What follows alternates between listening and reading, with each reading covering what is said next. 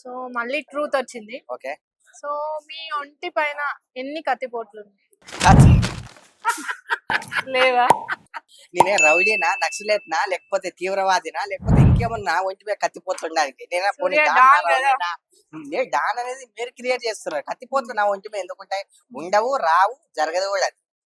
ఎన్ని కత్తిపోట్లు ఉండవు. ఎందుకంటే అంత అవసరం లేదు నాకు. నేను ఎవరి దగ్గర పోను. నా దగ్గరకు వస్తే ఊకోను. నేను ఇప్పుడు నా పానం పోతుందంటే నేను వాని పానం తీసుకుంటా, కానీ నా పానం నేను ఎందుకు ఇస్తా? అలాంటి ఏమి నాలో అంటే నేను బతికున్నంత వరకు శాంతియుతంగానే వెళ్ళాలి, శాంతియుతంగానే చనిపోవాలి. దేవుడు ఏం చెప్తాడంటే తెలుసా? శివయ్య కాటికి పోయేటప్పుడు శివయ్య ఉంటది అక్కడ శ్రీశైలంలో. ఇప్పుడు కూడా ప్రతి రోజు ఫస్ట్ శవాన్ని ఒక టైం అనేది ఉంటది. ఆ టైం కి ఎవరినైతే కాలుస్తారో దాంతోనే శివునికి మొత్తం రాస్తారనమాట. వాళ్ళు ఎంతో అదృష్టవంతులు. దేవుడు అక్కడ కూర్చొని ఏమంటారంటే తెలుసా?